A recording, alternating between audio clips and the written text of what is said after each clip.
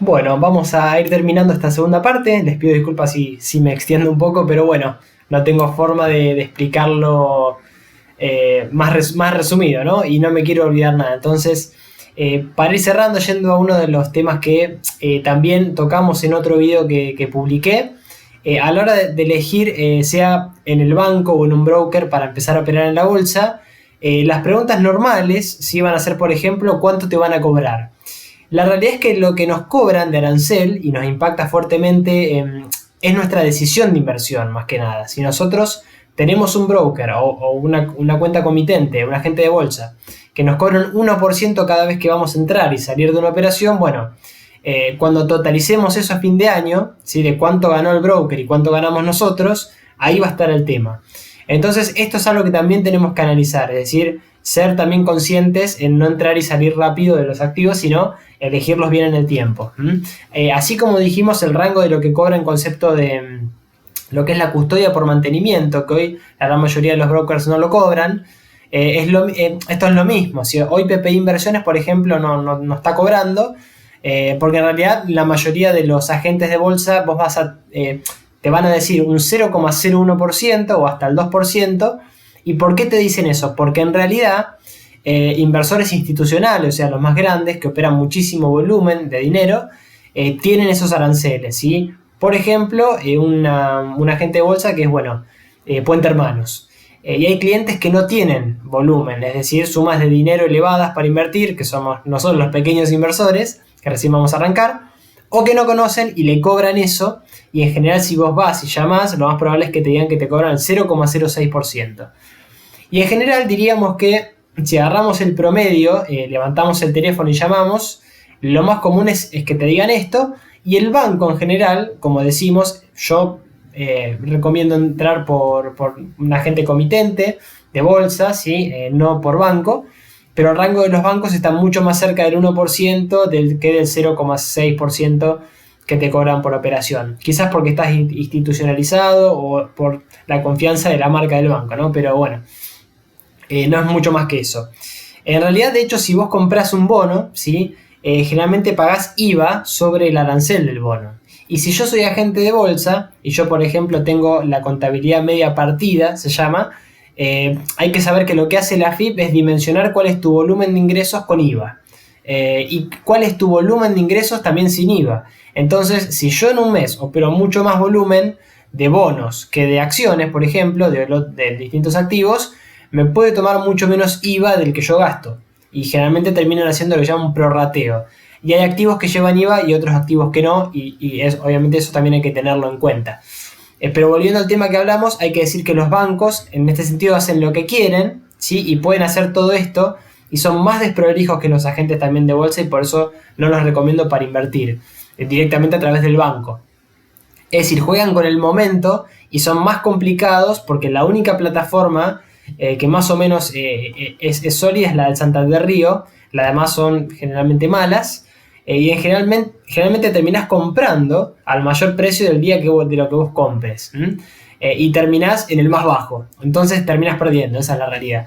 Y en general vos, se agarran de los plazos de licitación, ¿sí? Para decirte, bueno, tu operación se va a procesar en 72 horas. De ese discurso no está muy claro si vos concertás precio o no, es decir, si haces la operación o no, y se agarran de eso, entonces termina siendo polémico, y sabemos que lo hacen así los bancos, o funcionan así los bancos. En general por broker, o si nosotros directamente vamos a través de un agente de bolsa, es más barato, es mucho más claro el proceso de la operación, de la plataforma que nosotros nos familiaricemos, en qué momento se ejecuta una operación. Y de esto era lo que hablábamos anteriormente, el famoso círculo cuadrado que a vos te quieren explicar, que cuando te lo quieran explicar así, te están explicando algo para que no entiendas porque no existe, ¿sí? Entonces hay que salir en ese momento. Y bueno, también hay que saber de que hay agentes de bolsa que te piden mínimos para poder ingresar. Puente Hermanos, que es este comitente, te pide mucho más que otros agentes de bolsa, como por ejemplo PPI Inversiones. Y con la nueva ley de mercado de capitales deben haber casi unos 250 agentes de bolsa, básicamente, ¿no? Pero vimos los que eran los principales en otro video. Y estas cosas tienen que estar claras, pero se pueden averiguar, aunque la realidad Y una de las cosas interesantes que nosotros tenemos que saber es que hay muchos trabajos sobre esto, pero cuando uno analiza una inversión a 10 años, por ejemplo, lo ve sobre todo para armados de fondos comunes de inversión, que es otro activo financiero que ya los vamos a ver en detalle. Este es muy importante, a mí me gusta mucho los fondos comunes de inversión, porque ayudan también a la diversificación del portfolio, de la cartera de inversión. Y los fondos comunes de inversión en general, cuando nosotros agarramos el informe del fondo que vayamos a elegir, vamos a ver los famosos gastos de administración, que pueden ser del 2%, 3, 4%, y pueden ser obviamente de éxito y también de administración y custodia, ¿sí? Y cuando uno eso quizás lo anualiza, se van a llevar casi un 25% del retorno que nos van a dar, y uno lo puede pensar que es bastante o que es mucho, ¿sí? Si lo ponemos en términos nominales, en 10 años va a ser bastante. Pero bueno, es también ir analizando el riesgo y qué tipo de fondo también vamos a elegir. Eso lo vamos a ver también más adelante.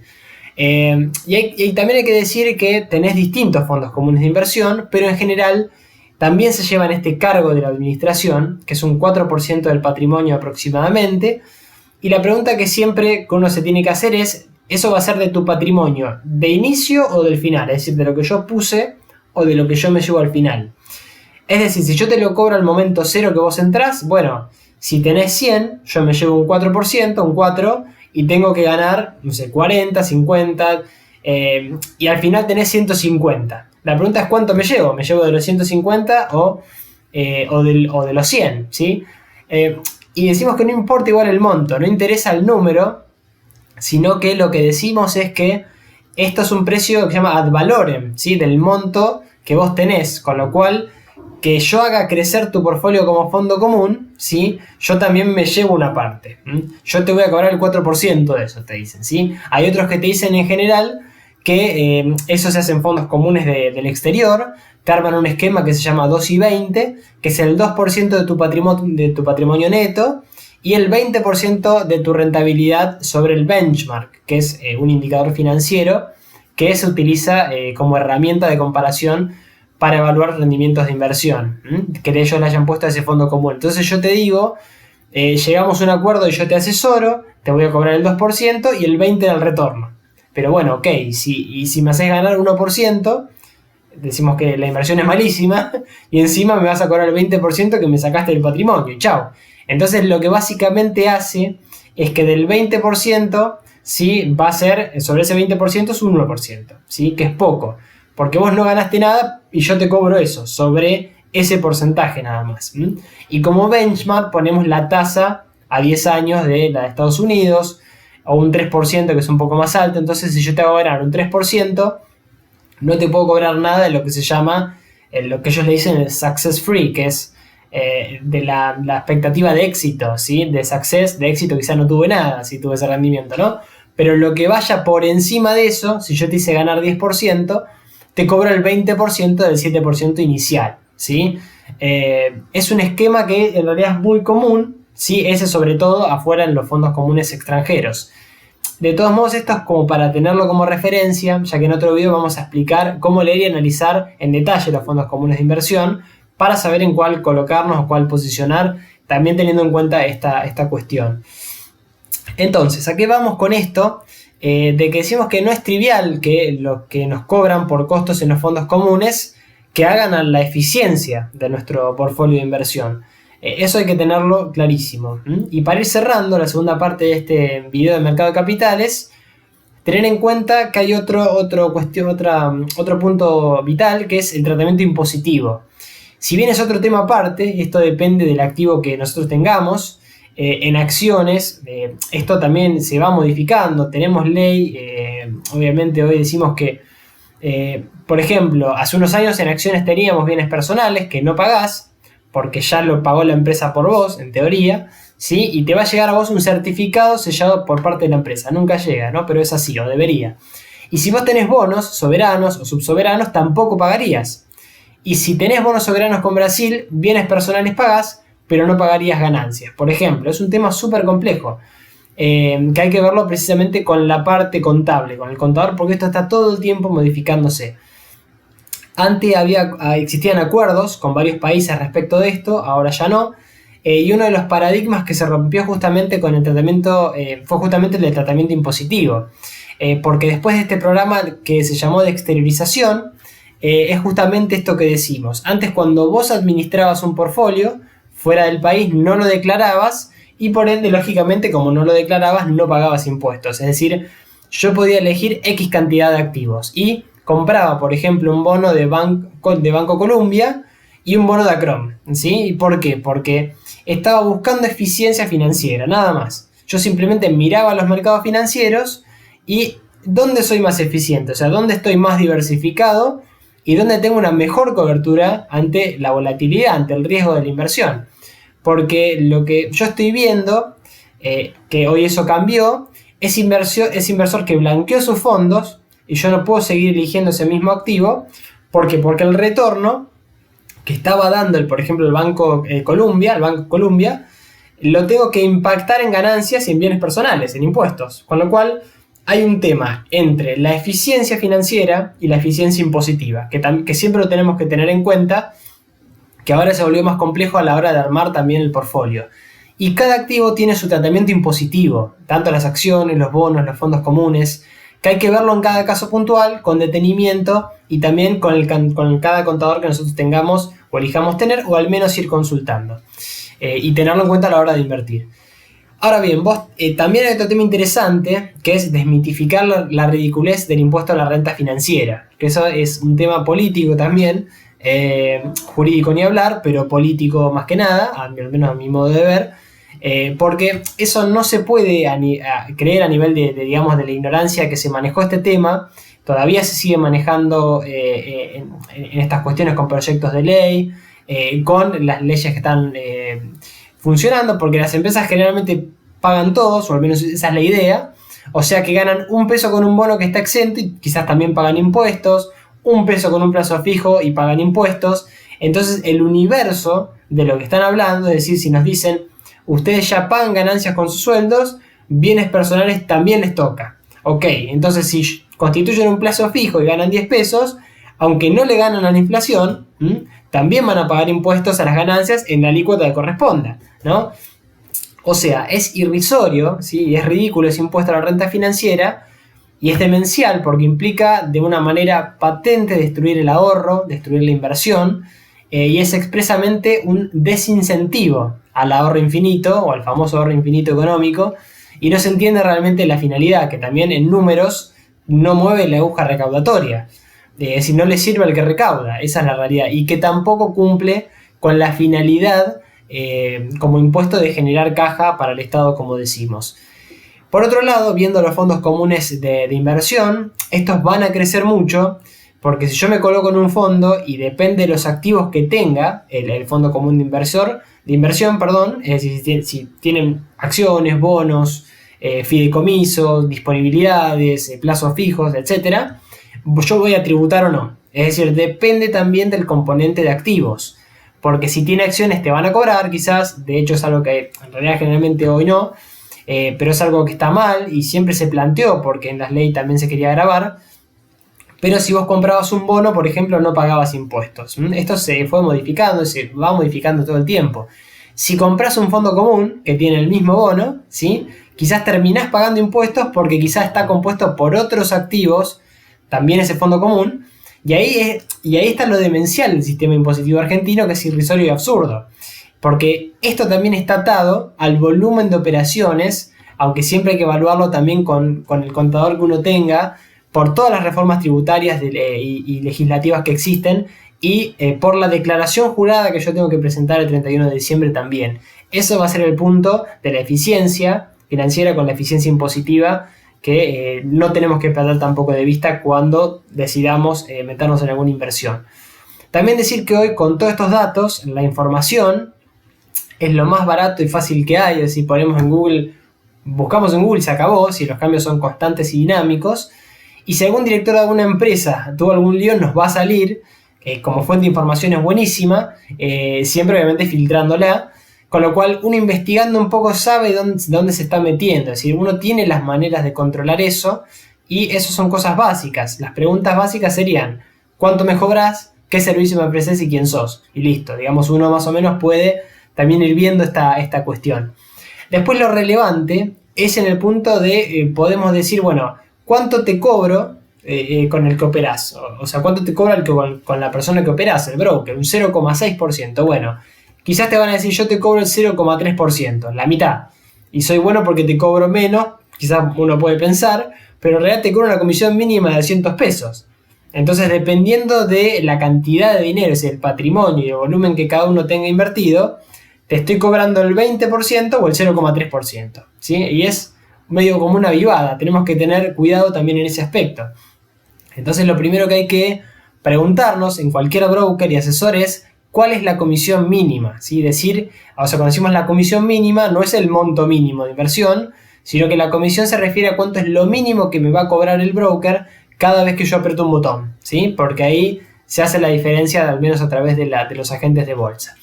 Dicho esto, después hay una sola cosa importante en abrir una cuenta, que te van a pedir los datos personales, ya lo vimos en otro video, pero voy a refrescar esto, y que lo que es importante a la hora de nosotros fondear esa cuenta en un agente que no es un banco, y de que cuando nosotros fondeamos en una cuenta comitente, la acabaramos en un broker, en realidad estamos transfiriendo nuestro dinero desde una cuenta bancaria de nuestro banco a la cuenta bancaria del agente de bolsa, que donde entran X transferencias por días, y bueno, nosotros tenemos que enviar un mail, o sea, lo que se recomienda fuertemente es avisar cuando uno hace la transferencia por el mismo sistema, y generalmente es a través del ticket, uno lo escanea y lo envía. Para que sea más rápida la designación y entrada del dinero a la cuenta, ¿sí? Si no puede estar mucho más tiempo de las 48-72 horas que tiene que estar acreditado. Y también teníamos un tema con el impuesto al crédito débito en las transferencias de cuenta a cuenta, que en general está exento, es decir, no se paga. Si vos salís de una caja de ahorro está exenta, así si vos transferís de una caja de ahorro. Si es de una cuenta corriente, vos lo tenés que decir que es una cuenta de inversión donde estás transfiriendo, a donde estás fondeando, que sos el mismo titular. En realidad, cuando vos no transferís una alícuota particular, es al mismo titular. Si yo lo voy a hacer a mi otra cuenta, soy titular de todas las cuentas, ¿no? En realidad, sobre eso hay discusión, porque hay bancos que lo estaban cobrando, ¿sí? Estaban cobrando este impuesto, que en realidad no se tiene que cobrar, y que algunos lo siguen cobrando en cuanto a impuesto al crédito débito. De hecho, cuando vos lees la ley, hay un apartado en donde ponen las exenciones, ¿sí? Los que no pagan, y hay sectores que son ambiguos. O sea, la realidad es que si vos te pones finito con eso, esas operaciones pueden estar grabadas o alcanzadas por el impuesto, pero la realidad es que también te podés agarrar de muchas exenciones, de decir, bueno, esto está exento, que no debería pagar. Si vos transferís los fondos para invertir en un fondo común de inversión, está explícitamente exento. Ahora, si vos en el medio comprabas, por ejemplo, lo que antes existía, que era una LEVAC o una LECAP, hace no mucho, y después compraste un fondo común, y después saliste del fondo común y compraste una acción, estabas grabado, ¿sí? Aunque pasaste por un fondo común. ¿Y cómo era eso? Bueno, eso era un gris, y en realidad lo que vos podés de ahí decir es que yo voy a un fondo común, pero no fui a un fondo común, ¿sí? Es decir, es algo muy gris que te cobraban impuestos también por eso, por entrar y salir del activo, y de vuelta acá, parte de todo un sistema impositivo que es demencial en Argentina, al menos desde mi modo de ver, que quieren que bancaricemos toda la economía y cobrarte por cada estornudo que nosotros hacemos, básicamente. Y no tiene sentido y es imposible, ¿sí? Por eso hay tanta discusión con el tema de la ley impositiva, o esta ley en la renta financiera, que todo el tiempo están queriendo promulgar en el Congreso, o tratarla en el Congreso. Y hay que estar atentos también a los cambios que tenemos hoy, ¿sí? En esta materia, más ahora con esta crisis que quieren bancarizar y digitalizar toda la totalidad de la economía y del sistema monetario. Hay que tener también en cuenta ese tema. Decimos que el banco puede cobrarlo esto, pero bueno, es ir con ese argumento a pedir que saquen el impuesto que decíamos y discutirlo. Las exenciones también están explícitas. Por ejemplo, si a vos te pagan con un cheque y lo llevas a la gente y lo depositas, ahí no pagás el impuesto al crédito débito. Y la pregunta sería, entonces, ¿por qué desde la cuenta corriente sí pagarías? ¿Por qué? Porque no se vio afectada la cuenta corriente. O sea, es un tema. Porque si vos tenés un cheque, lo endosás, lo depositas, no es más tuyo y vos acá lo estás usando hoy, ¿sí? Entonces, decimos que esa interpretación también es fina en cuanto a la ley, y si nos quedamos con el espíritu de la ley, fantástico, pero debería ser más claro. Si sepamos que no es todo tan blanco y negro en este sentido. También tener en cuenta el gravamen de ingresos brutos, y que a los corporativos, a las grandes empresas con grandes volúmenes, las matan con ese impuesto en Provincia de Buenos Aires. Si comprabas cuando existían, por ejemplo, una Levac a 100.000 pesos, vos me cobrabas 1.000 pesos de impuesto y yo sonaba porque era corporativo, ¿sí? Hay que tenerlo en cuenta porque es demencial la carga impositiva en Argentina para los corporativos, las empresas básicamente, ¿no? Y obviamente si vamos como inversores individuales, hay que evaluar el monto de lo que estamos operando y la incidencia de los impuestos de cada activo con nuestro contador al momento de analizarlos y también de la declaración jurada.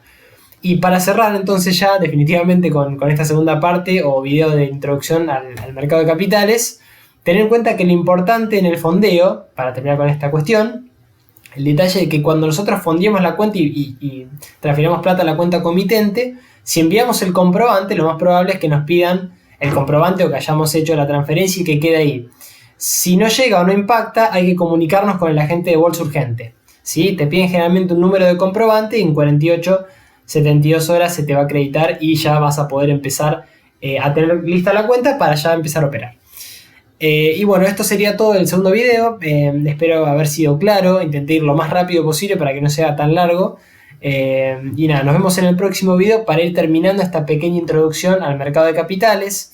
No se olviden de ver los restantes videos, donde vamos a ir también analizando activos, horizontes de inversión, riesgo, un poco lo que vimos ahora, y los activos específicos, acciones, renta fija, renta variable, fondos comunes de inversión. Y bueno, de darle like, de suscribirse. Cualquier sugerencia yo quedo a disposición de ustedes por redes sociales que también están abajo. Y espero que ya después del próximo video todos los que vayan mirando y se hayan sumado den sus primeros pasos en la bolsa. Esta es la idea, ¿sí? De experimentar en este hermoso mundo que siempre da oportunidades a la larga del tiempo, con inteligencia, ¿sí? Con criterio sobre todo, y que siempre, independientemente de las pérdidas que pueden existir en el camino, nos va a dejar alguna ganancia. Así que bueno, un abrazo grande y nos vemos entonces en el próximo video, y les vuelvo a repetir, cualquier cosa estoy a disposición. Un abrazo y hasta luego.